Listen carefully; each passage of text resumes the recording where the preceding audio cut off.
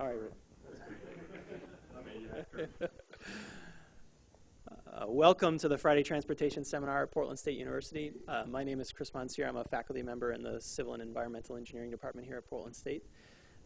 Together with my colleague Jennifer Duell, who's in Washington, D.C., we co-organized this Friday Transportation Seminar. So we're very pleased today to have Wes Wilson from the University of Oregon to talk about coal and transportation decisions, and he's going to give you an overview about his background at the beginning. Pretty impressive resume. So turn it over to Wes. Thank you, Wes. Impressive to you, but maybe no one else, huh? Yeah. So I'm Wes Wilson. I'm going to talk about this in a bit. The co-author on this is my good friend Kenneth Train of Berkeley, who is an unbelievable talent and so fun to work with. He's very famous in the world of transportation and in choice modeling, which this paper is about. This is about coal transportation decisions in the Clean Air Act. The thing that's going to be interesting about this, normally when you do transportation demand, you look at choices people have, and then you take them to make a choice that makes them best off, right? So how'd you get to work today? You took the train, but you could have driven, you could have walked, you could have ridden your bicycle, you could have hitchhiked, right? You got lots of choices you could make. These folks have the same types of decisions, but what they're going to be able to do here is use a multiplicity of choices all at once. So as we go through this, they're going to have up to over 5,000 possible choices. They might use one. They might use 2, they might use 10, or they might use 75. All right? So, I mean, lots of choices, and the econometrics on that gets to be kind of difficult. Well, I think it's difficult. Kenneth goes, well, it's just write down the likelihood and maximize it, no problem. And I laugh at him, yeah, right. Okay, so part of this is an introduction because John back here was talking to my friend Starr McMullen, who I've known for almost, I think, longer than I've known Tony, all right, which is a mighty long time, all right? And John said, oh my, I didn't even know about him. We got to meet him. So I'll tell you a little bit about myself. This, you folks are part of OTREC, right? Which is a center for transportation way back in the day when I was young. Not as young as Tony, but young, all right? Way back in 1980, I got my first job. I got it as a research assistant, and then eventually became a research associate at the Upper Great Plains Transportation Institute in Fargo, North Dakota, which I'm pretty sure you folks have run into some of my colleagues back there, Gene Griffin and Denver Tolliver, as you try to put together your center's program and all that. And I understand we're fighting for funding for all this stuff right now. But at that time, there were only 3 of us, Gene Griffin, the boss, and Denver Tolliver was my office mate. And since then, that organization has grown from that small number and a budget of about $250,000 a year to a budget of over $10 million and over 50 professionals. It's a pretty impressive success story. I think their center is called the Mountain Plains Consortium, if I'm not mistaken. And I stayed there for about a year and a half. I'm also a former president of the Transportation and Public Utilities Group of the American Economics Association.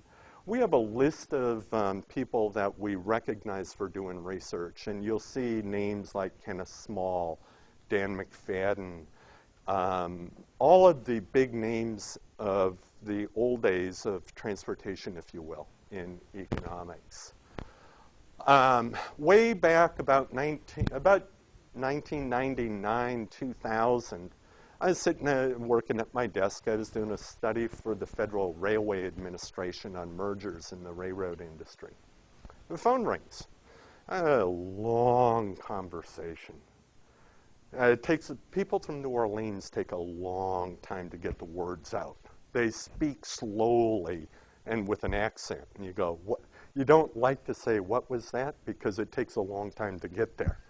All right, so you just ignore that and you keep on going. Well, they asked me if I was interested in doing demand work for the Army Corps of Engineers. And I said, nah, I'm too busy. I'm too busy. I got too much to do, right? Everybody I know is busy. I says, well, how much money are we talking about here? I mean, you know, there's a lot that one can do. And he says, oh, I got about $1 million. Well, I'll call you back. I found time, all right? Eventually, I started working for the Army Corps of Engineers on a program called NETS, the Navigation and Economics Technology Program of the Army Corps of Engineers. They were in a heavy, heavy, heavy scandal in the 90s, and late 1990s. They were accused of number fudging, if you can imagine. It got so bad the National Academy of Sciences came in and asked them, they were forced to ask the National Academy of Sciences to review what they do.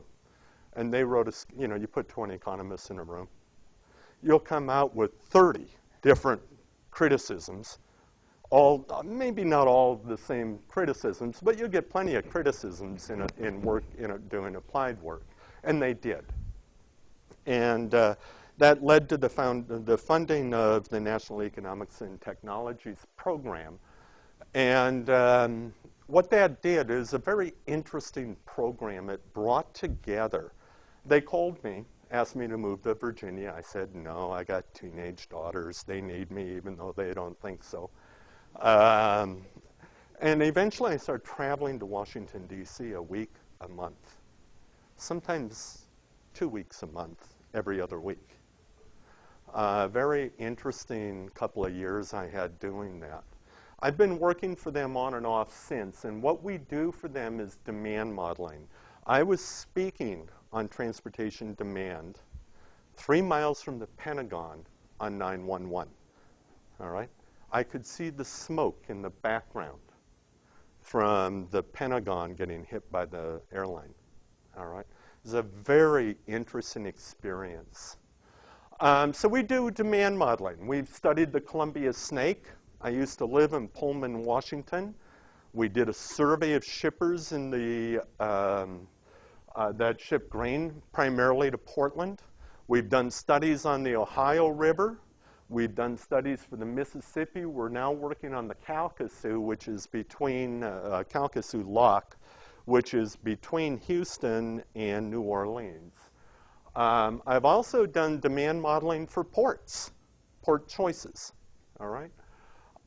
We've studied the efficiency of ports. We've developed a new way of doing efficiency, calculating efficiency measures for ports that nobody's ever done before.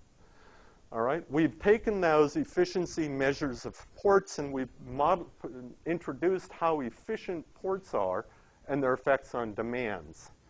We've done studies of lock efficiency. We've done forecasting models, non-structural forecasting using modern time series techniques such as co-integration and co-integration to do these. We've also developed models of spatial equilibrium and transportation equilibrium. There's a whole host of research, and these are written by the top people in America that study transportation and economics. There's a website. All of that research is on the website, corenets.us, and if you're interested in transportation economics, transportation modeling, I encourage you to take a look at it. This is very important stuff, and it's very useful. This is my academic's dream. As an academic, you set out to do things. I set out to work on problems that were important. This problem was important. Our models, the models that we developed, are now part of the Army Corps of Engineers planning process. It's part of it. It don't get much better than that. When you get invited to do research, you go out and you get to create things. You get the creative side, and then you get to see it used. Think of publishing in the top economics transport journal, Transportation Research Part B, in my world is the top transport journal, maybe Journal of Transport Economics and Policy. Our work was published there, and it's part of their planning models. It don't get better than that. For many of you are students out here. This is the dream for an applied dude. All right? Okay. I also worked for the Surface Transportation Board. They're the people that regulate the railroads. They used to regulate the barge industry. They used to regulate the trucking industry. Tony knows this, right? It goes back a long way. They used to be called the Interstate Commerce Commission. The Interstate Commerce Commission was formed in 1887. This is the longest existing regulatory agency in the country. All right? I worked for them, and what they want me to do is to try to figure out a way to estimate the costs of moving a good from point A to point B. Now that sounds, you can do this as an accountant kind of thing, but as an economist, this is a very difficult challenge. We have all kinds of common costs that need to be allocated across traffic. All right? And so I've been working on that for the last few years. I'm nearly done with that. I have a couple of different approaches. I'm sworn to secrecy until they've gone through it. But the beautiful thing of this is I'm using relatively sophisticated techniques, a technique called geographically weighted regressions, which allow me to split out cost effects from market power effects and estimate prices, estimate costs through using observations on prices. It's a very, very cool technique that nobody's done, and it's fun. All right, so that's kind of where I come from and what I do. I've been working in this area for 31 years, and it's fun. The problems in transportation are enormous. They're enormous. The economics is hard, and it's challenging, and it's fun. All right? All right, so let's get into coal transportation demand. And we have an expert in the back room here, so he may correct me on much of what I have to say, and I apologize for any errors. All right? 50% of electricity is produced by coal-fired plants. 50% of the energy, I think it's maybe even a little more than that if I'm not mistaken. Am I right? Might be closer to 60%, eh? Not up in the Northwest. But in the Midwest, let me tell you, that's where the coal is burned. And it's a lot of coal. We burn about 1 billion tons of coal per year. It accounts for 90% of all coal consumed. 90%. You take out coal, you take out coal-fired electricity plants, we don't have coal going into the atmosphere. There's, where you get data sometimes matters. But by one account, we have 600 plants in the United States, and another 142 are planned. Oftentimes have multiple units. You might have at a plant, you might have multiple burners. Okay? About 1,500 in the U.S. What we're talking about, this thing on the left is an open mine. I think I took that picture. One of the things that I do when I go out and I study things is I go out and I look at stuff and I talk to people. All right? Because that's understanding what people are doing and why they're doing it becomes an important part of the modeling process. When I started this study, I got off the airplane in Pittsburgh and I met up with an Army Corps dude, and we followed the Ohio River down all the way to the Mississippi, and we interviewed coal shippers along the way. Some of them the top corporations in America, American Electric Power. All right? And so I think I've been to this mine, and it's interesting. What they will do is they'll take a mountain in West Virginia, and they'll peel it away, layer by layer. They'll take the coal out, and then they'll replant. And if you listen to them, in 50 years, you won't even know they were there. And to be honest, if you're driving down the road, you won't see these. There's hilltops and stuff. You won't see them. You drive back in the hills, you'll see these mines. They're huge, they're enormous, and it's just a huge thing. This is in West Virginia. We take the coal, we connect the links. We're going from one location to another. These are enormous machines. These tires are taller than I am. They haul an enormous amount of coal. They put it on barges or they put it on rail trains. This is probably somewhere in Wyoming or western North Dakota. This is probably coming from the Powder River Basin. It'll go someplace around Chicago, maybe point south of St. Louis, and it'll connect into the waterway, and then they'll haul the coal up to the power mines. Enormous, enormous items. This is a coal-fired electricity plant. All right? Big plants, big places.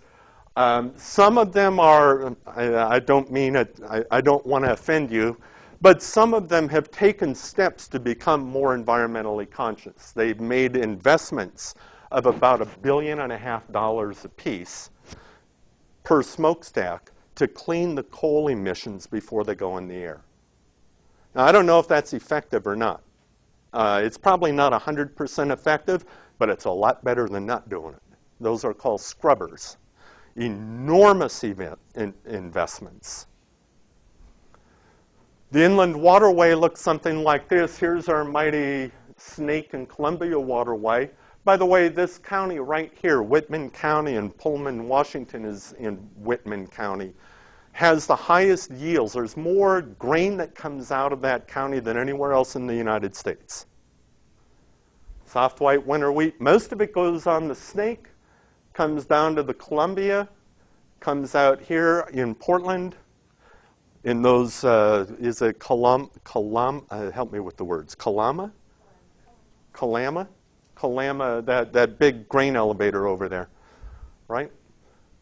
I've done lots of studies. I've gone up and down the Mississippi. I've gone up, I told you, I went all the way down the Ohio. I went down here into Georgia a little bit, learning about coal and the like. There's about 12,000 miles of waterway. There's about 191 locks through the things, 237 chambers. They say if replaced, and this number is surely outdated, is about $125 billion to replace the lock system. It's probably more on the order of $200 billion to replace it.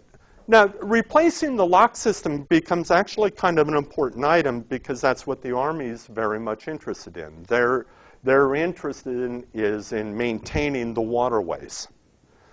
All right? When they do this, they have to do the construction costs, and maybe that's $200 billion. The thing is that they also have to mitigate any environmental damage. And oftentimes the environmental damage that they have to pay for exceeds the construction costs. All right? They don't use economics to do that. It's more of a sustainability thing. What's the picture of the environment before and after? It's got to be about the same. The Ohio River starts up right here in Pittsburgh, and it flows all the way down here into the Mississippi River right near Cairo, Illinois. 7 tributaries, the Kentucky, Kanawha, Monongahela, Allegheny, Green River, big plants on the Green River. 69 locks, 104 chambers, 2,700 miles of waterways. It moves about 275 million tons a year, and that's about $32 billion worth of freight. 60% of that is coal and petroleum products. These are the coal-fired utility plants that are waterside in the area. You know, if you're a coal-fired electricity plant, you want to be near the water. A barge, that's pretty cheap. Barge is the cheapest way to travel. The cheapest way to move goods is by barge. So you want to locate near the waterway. There are also, I'll show you more maps in a moment, but there are also a lot of that are not located on the waterway, and those typically receive things by rail. Problems with coal. And this might be where you can chime in some if you like, okay? 93% of sulfur dioxide, 80% of nitric oxide is produced from coal. Gives acid rain, urban smog, carbon dioxide, global warming, solid waste. It's environmentally damaging. The track record isn't so good. You have better numbers than me on this? Is that about accurate, do you think? Yeah? All right, so about 1970, and although there was legislation before this, they passed the Clean Air Act. In 1990, they revised the Clean Air Act, and the purpose of the Clean Air Act is to do something about all these emissions, to do something about it. So they took about 111 coal-fired plants, the dirtiest ones in America, and they said, you must comply, you must do this by 1995. And as an industry, by the year 2000, you have to, do I have the numbers up here? Yeah, you have to reduce the amount of sulfur released into the air to 10 million tons by 2000. 8.9 million tons per year. Electric utilities have lots of choices, all right? One choice that they can have is instead of burning that wonderful, wonderful Central Appalachian coal that burns so hot, but really has lots of emissions, but it burns hot, they switch off and they burn low sulfur coal. So they can switch off the types of coals that they're burning to help them meet compliance. We'll be looking at that in a moment. You can install pollution control devices. Those are called scrubbers. These are the things that cost about $1 billion, $1.5 billion per smokestack to install. We didn't see a lot of installations. When I was out talking to people, they said, oh yeah, we're going to do this. We're going to do this. But we never saw it in the data that they did it, okay? And we have a long series of data. If I need to burn dirty coal, and you burn coal, I burn coal, you got some extra, you'll sell it to me, right? You sell it to me. And lastly, you can shut down plants. Tennessee Valley Authority, one of the largest producers in that region, shut down 3 coal-fired utility plants. They didn't shut down the clean burn plants, they shut down the dirty plants. 3 dirty plants got shut down just in the last year or so. Our goal, you know, we work for the Army Corps of Engineers, what do I say? Our goal here is to estimate the demand for transportation of coal. The work was conducted under the NETS program of the Army Corps of Engineers. That's the website, as I said earlier. ACE's job, they're mandated by Congress. They're required by Congress before they make an investment to do a cost-benefit study of the investment. That's where our work fits in. We work on we estimate demands. They've got cost simulations. They bring these together to form a, well, I'll say it this way. On the Ohio River, they've got about 3,500 origin-destination commodity triples that define a market. All of these 3,500 demand structures and cost structures are solved for an equilibrium using a very sophisticated program called ORNIM, and they simulate the benefits of an investment. Very complicated. For those of you that are in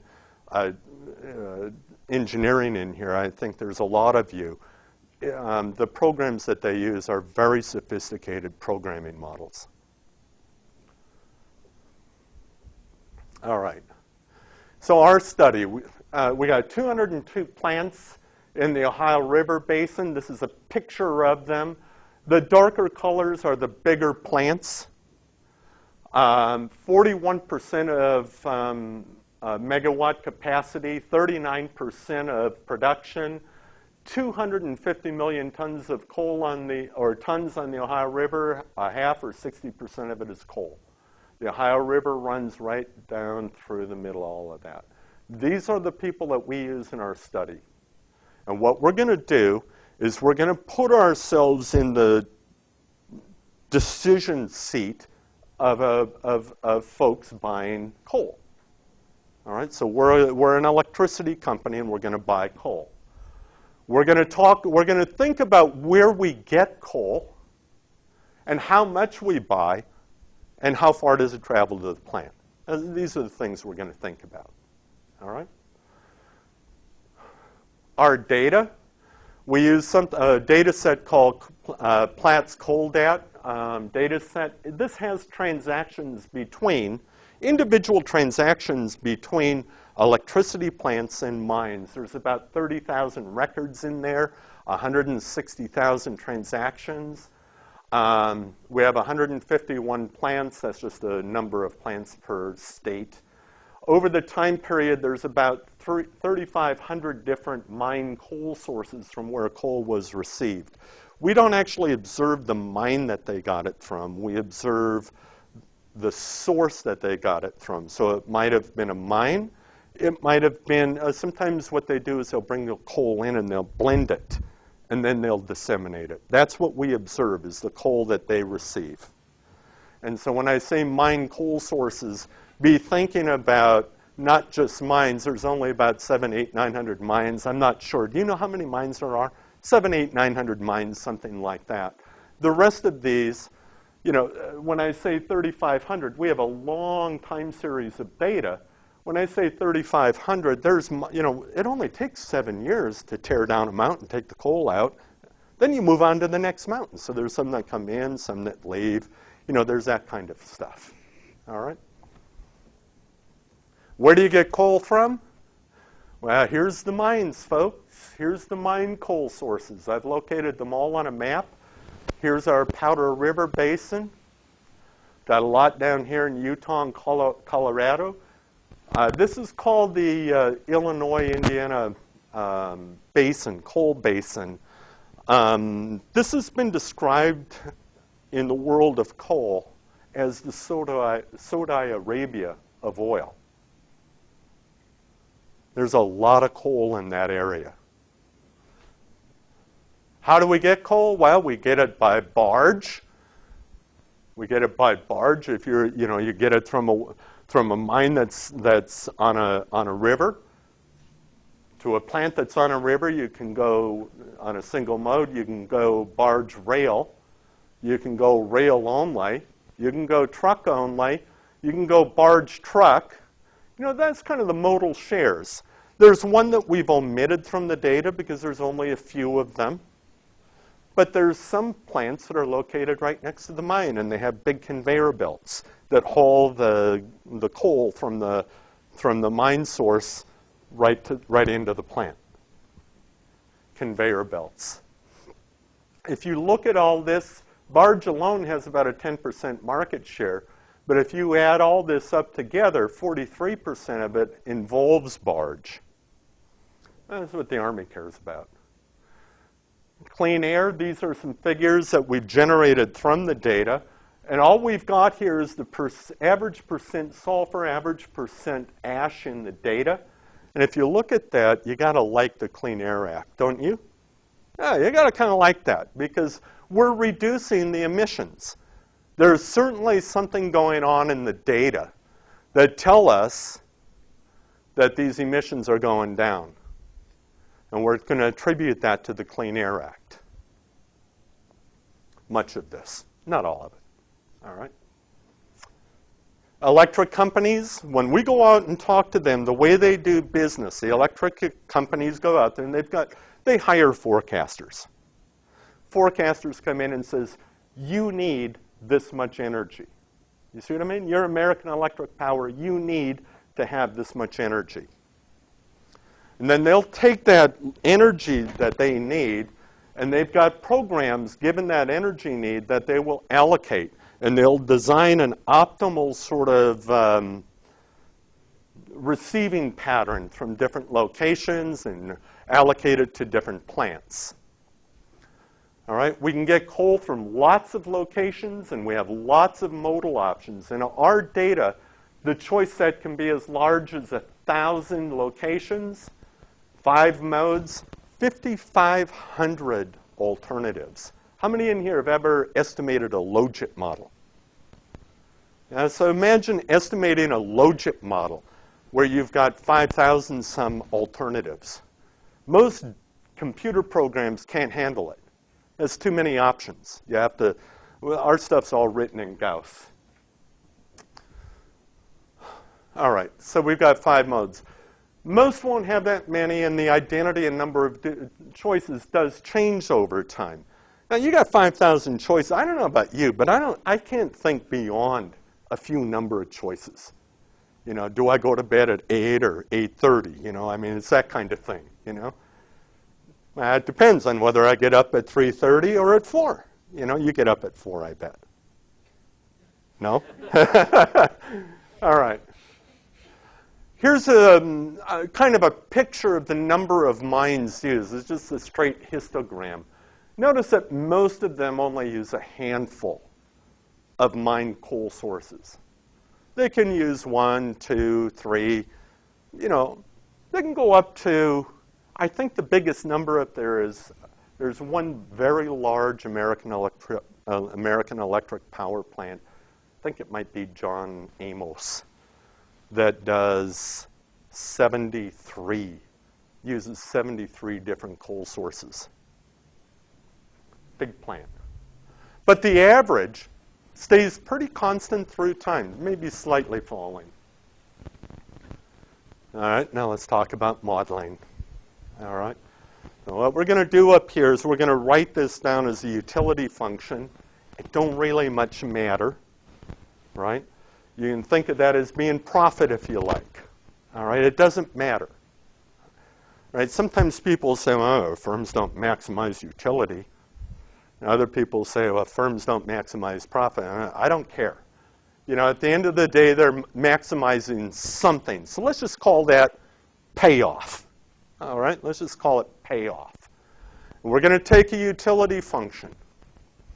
And what we're going to do is we're going to specify a functional form for payoffs. This particular one comes from a fellow named Chandra Bhatt.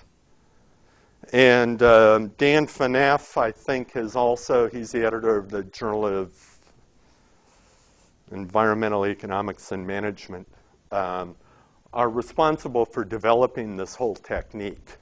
This particular one comes straight out of a paper by Chandra Bhatt of Texas A&M. Nice little functional form. I won't talk through it, but I'll sort of do the optimization. What we're going to do here is we're going to choose the share of how much, well, choose how much I get from each plant. I'm going to choose how much, or from each mine. I'm going to choose how much I buy from you, from you, from you, from you. Have you folks ever heard of my friend named Kuhn and the other guy named Tucker? Kuhn-Tucker? Constrained optimization that allows for interior and exterior, interior and corner solutions. So think of this as being a big optimization problem where you could choose 10 or you could choose 0. You see what I mean? Lots of zeros in these data. All right, so we got a big constrained optimization problem. All we're going to do here is choose how much do I buy from people and who do I buy from. We have first order conditions that look something like this. The marginal utility of a plant is equal to a Lagrangian multiplier, or it's less than the Lagrangian multiplier. This says that we don't buy nothing from people that do this. This says this has to hold for people that we buy from. All right? What you'll see if you're into math and all this stuff, I'll sort of cut to the chase, is that when I buy from folks, if I bought from you and I bought from you, the marginal payoff has to be the same. Otherwise, if it was greater for you than for you, right, I could arbitrage those and get higher payoffs. You see what I mean? So, I mean, we've got this thing where the marginal payoffs from the people we buy from has to be the same. So there's one. But I don't buy it from you. What's your name? Jeremy. I don't buy it from Jeremy. I mean, who would buy his coal, right? I don't buy it from Jeremy, right?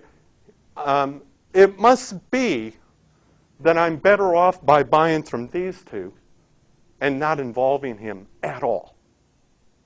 And that's just what that bottom condition says. The marginal utilities are the same for everybody that I buy from. And if I don't buy from you, it must be that you can't compete with these folks. You see what I mean? All right, so I don't know how much math you folks have. I don't know what you're engineers. You should know this stuff, right? Do you teach this stuff? My colleague teaches it. Wonderful. The planning student. All right, the beautiful thing of this functional form, the beautiful thing of this is that it leads to a very cool maximum likelihood, or to a likelihood. And our estimation thing looks something like this. I won't go through the explanations on this. I'll just simply tell you or assert that if alpha is equal to 1, you'll only buy from one plant, and you get a standard logit model, just a real simple logit model. The power of this thing is that it allows me to buy from multiples of coal sources. Variables? The variables are what percent of my coal needs comes from you, what percent comes from you, what percent comes from Jeremy, what percent comes from you, and the rest of you are all zeros. All right? I'm going to have explanatory variables. That's just simply the cost of the coal. You know, I'm going to have the cost of the coal as the mine price plus a transportation cost. And we have to estimate those. We're going to have attributes, ash content, sulfur content, BTU content. But we're going to interact that with the Clean Air Act and its amendments. So we'll have 3 different sets of estimates, one for the 90 to 95 period, the 95 to 2000 period, and then after the 2000 period. And what you'll see is that there's some pretty striking things that come out of this. Plus, we'll have the option dummies, the alternative specifics. All right, when you estimate this stuff, and this is just one of the many models that we've estimated, what you'll find, the way to think of these parameters, the coefficients on these things, is what do they do to payoffs? All right, so you look at this, BTUs, 10,000 BTUs per pound. That's a measure of how good the coal is. How hot does it burn? We like coal that burns hot, right? And we like coal that burns hot. If it burns hot, it's going to increase our payoffs, and that's an estimate of it, and it's positive as it should be. We don't like costs. Costs reduce our payoffs. If we have to pay more for your coal and we have to pay more for your transport, it's going to make us worse off. We're not going to buy as much. It's going to hurt us. That's what that negative sign means. Sulfur, ash, these are all bads. They're all negative. We don't like sulfur and ash. Sulfur and ash is bad. It reduces our payoffs. You'll notice something kind of interesting now. If you look up here, you go from 95 to 95 to 99, post 99. These things get progressively larger in magnitude. Our assertion is that that's the Clean Air Act is kicking in. You know, you've got to comply by 95 for 111 of these plants, and the industry has to comply with by the year 2000. And that's true of all of these coefficients, although the ash isn't quite as big. The modal dummies are all statistically important. These are measured relative to the base, which barge rail must be rail only. All right, so the impact of Clean Air Act, what we do is we take the coefficients before 95, and then we ask, what would the total sulfur content of coal purchased in 2007 be if we use the pre-95 coefficient estimates? And what we'll find from that is that if we went back in time in 2007, if we went back in time, what we would find is that we'd burn more sulfur. And we'd burn about 13% more sulfur. We don't account for scrubbers. If controlled for, the effect would be larger. But again, we didn't see any activity in the data. We know Jenny here is an electricity plant. We can track her through time. We have a variable in there called scrubber that never changes from have or does not have. I didn't find one in the data. A second thing is that regulation may have impacted prices. The price of low sulfur coal, you know, think of it in standard economics, right? If all of a sudden we pass this Clean Air Act, you got to believe that the demand for low sulfur coal is going to shift to the right, and the demand for high sulfur coal is going to shift to the left. We don't control for those types of effects. I'm trying to get master's students to do that now. In a graph, it looks striking. You know, 95 to 99, not too much, and then it takes off. We have to do something for the Army. We have to give them a demand elasticity. And so we do. If you'll remember, the options that we have out there have combinations of barge and truck and the like. And so what we do is we take a 50% reduction in barge alone costs and a 25% reduction in barge truck, barge rail costs. That's sort of saying that the cost is about 50-50. We could do that for any of these, but these simulations take a while to run. And we're getting a pretty small elasticity of demand, only 0.1. Very unresponsive to price changes. It shouldn't come as a big surprise. I'd say 60% of these data are generated by contracts. I form a long-term contract with you. I'm going to use you. You see what I mean? Yeah. So lots of different things that you can do with this. We developed and estimated this model to frame demand decisions. Lots and lots of alternatives. And they use a non-mutually exclusive subset of the alternatives. That poses an enormous econometric issue, which we dealt with. Clean Air Act seems to have sizable effects and seems to have been fairly successful in lowering sulfur emissions. Probably not to zero. This is my friend back here. All right? Probably not to zero, but at least we're working on it. The transportation demands point to things that are very inelastic. Now, have you folks ever gone to a class? You probably go to his classes, right? Go, wow, I love this. This is a new hammer, right? I want to hammer everything I see, right? You do that. Every time you go to his lectures, you do that, right? Fabulous. Here's your chance, folks. You go, yeah. I remembered just yesterday, right? Okay, so here's some of I have a new hammer. I like this hammer. I see lots of uses for this hammer. Here's some ideas that I have. The Army Corps models are based on a demand modeling approach that requires you to do surveys. That means that I'm going to places. Right now, I just did a survey of chemical and petroleum shippers. All right, so imagine walking into Exxon headquarters. Hi, I'm Wes Wilson. I want you to tell me all kinds of confidential things that could kill your business. They say, well, let me open my books. And they don't do that. It's very hard to get data from firms that impact their competitiveness. Very hard. We do get data from them, but boy, is it tough. Lots of missing values in the data, lots of egregious outliers, lots of just weird stuff in data. Sometimes it takes me 6-8 months to work through a data set to come up before I start estimating it, to deal with all the crap, to deal with the intricacies of data. All right? So what we do, What we've done now is we're taking this approach from the coal demand study, and we're going to adapt it.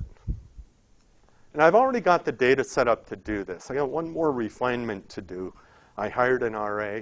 He knows GIS. I love people that know GIS because he can do cool stuff, right? He forgot to do one cool thing for me. Now he's in a startup company working 100 hours a week, and I never see him no more. So I have to buy him dinner, bring my laptop, okay?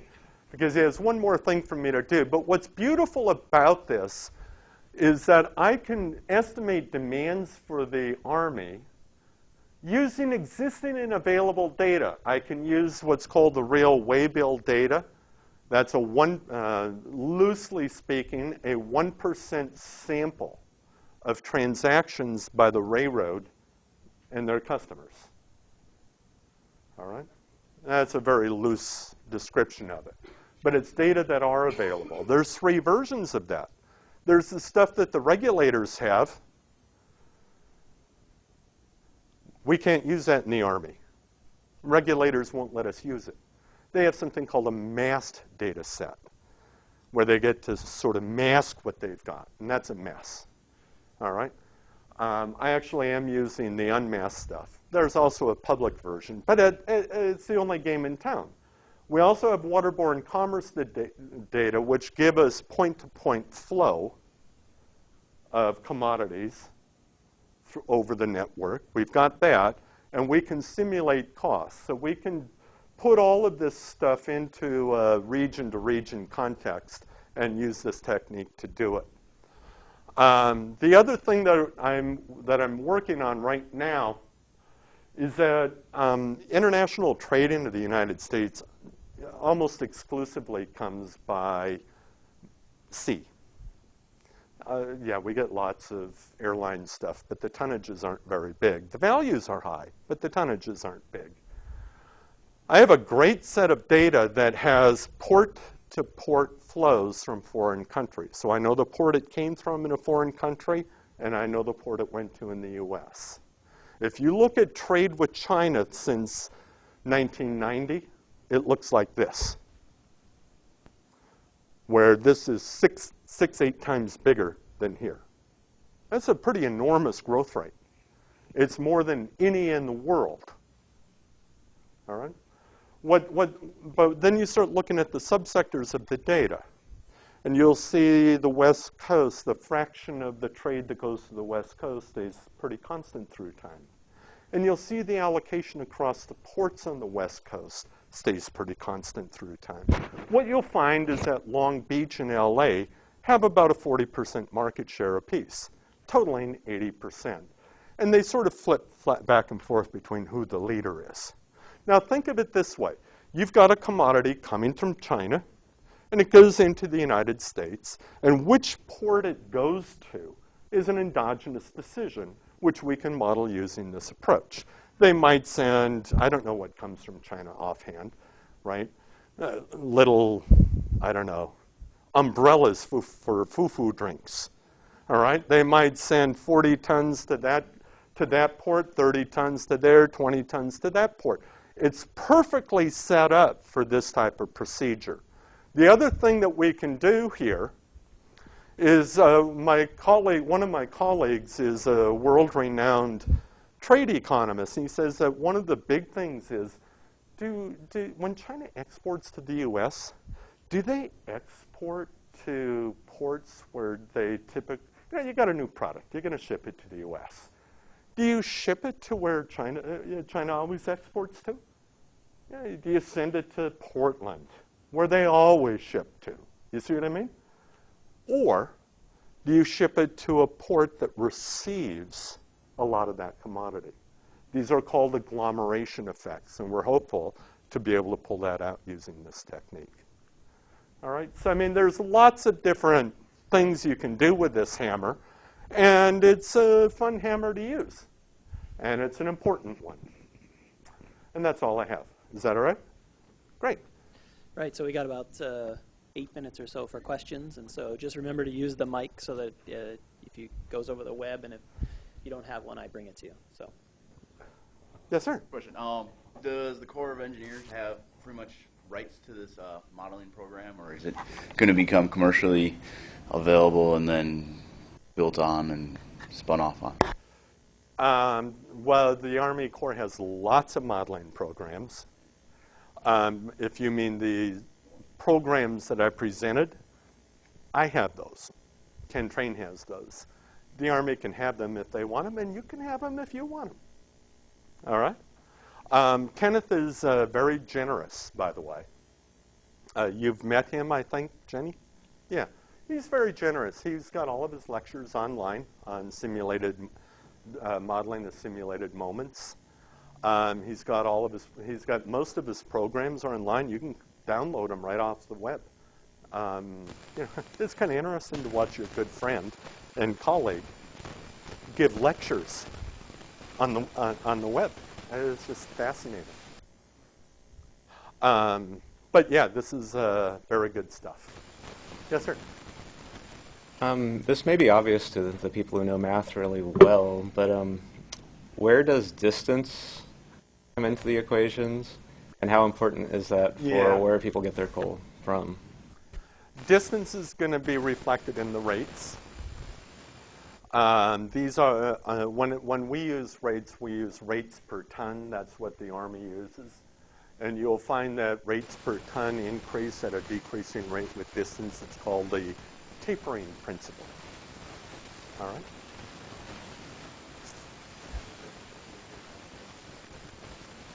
Yes. It's a huge factor. I mean, think of it this way. I mean, you got to go to the grocery store, right? You're going to go to the grocery store across the street rather than pedal your bicycle down to Eugene, even though the loaf of bread is cheaper down there. Yeah. Wow. I'm going to make Tony wait. Go ahead, Jeremy.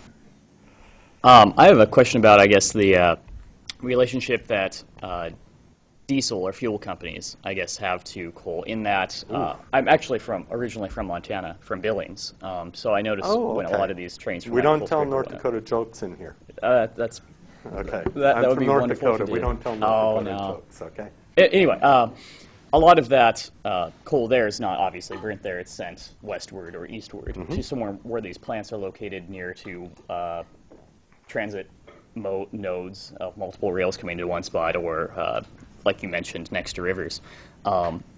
Is there a concern, or is it just seriously like pennies on the $100 bills of how much diesel fuel cost might play into this eventually, when all your modes of transportation that get these things from one place to another are diesel powered? And if it starts to make sense to have power plants located closer to a source, or it makes sense to have, I guess, the transportation cost is not a huge factor for these companies. I mean, it's a big factor, but it's not a huge factor. I don't know if I'm going to talk circles here.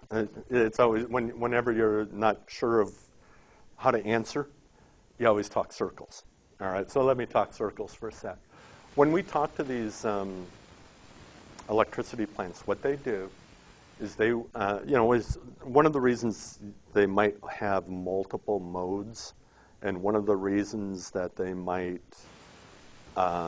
use multiple coal sources is that the important thing to them is that their supply is not disrupted. Cost isn't really the factor, right?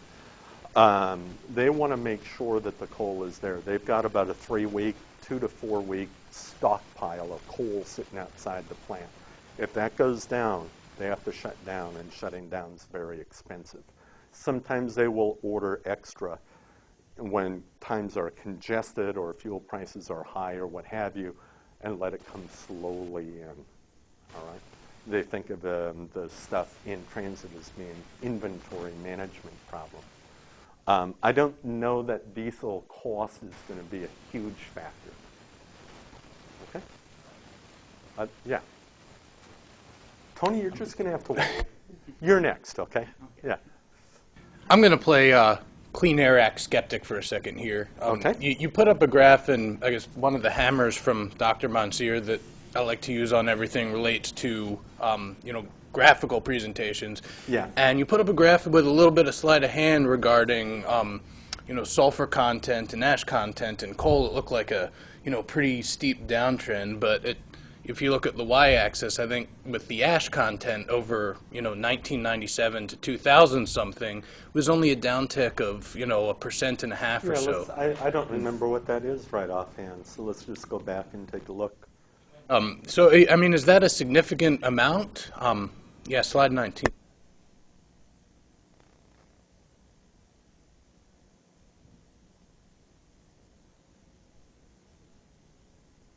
Well, I don't know. That looks to me to be about maybe a 35% reduction, right? A little slightly more than 2% to 1.5. That's a pretty significant reduction to me. We could go back a few slides from that and multiply it through by the amount of sulfur that gets put into the air. But we've got an expert back here. You want to bail me out, or how am I doing? Yeah?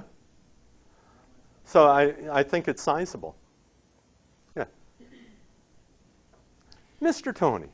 You found a relatively inelastic, price inelastic demand for the transportation. Yes. And I was wondering if there are really any substitutes. It looked in a lot of the way it was set up is that you either ship by barge or you didn't purchase from this source. Is there really much competition or alternative for shifting the sources of transportation, or do you actually have to shift the where you're purchasing from in order to get to a different mode? And is that one of the things that you're observing in the elasticity estimate? Boy, that's a good question. I should have had that slide up there. You know, you have lots of options available to you. We didn't horn in on that exactly, so we don't. I don't know that for here. I know that more generally for coal, and most people think that a rail shipper is a rail shipper, and they are locked into rail. That the alternative, if you're not on the river, truck, barge doesn't work. You see what I mean? You're locked into rail. And that gives rail a lot of pricing power. And that's why the Coal Association and the railroads are continuously at odds with one another, is that extent of that market power. All right? With better data, we could work out the switching on it. But I'm guessing it would be pretty enormous in some cases. I think we'll close out with a question from the web, and I'll from hit one of you the after, students okay? watching on the web. Could you incorporate carbon credits into this model to see what the effect of that might be? All right. So, before we thank Wes for his interesting talk today, remind you that next week is Veterans Day, so PSU is closed, so there's no seminar next Friday. And the following seminar, we're going to have David Noyce from the University of Wisconsin talking about traffic operations and safety issues. So with that, let's thank Wes. Thank you. This is a nice little program.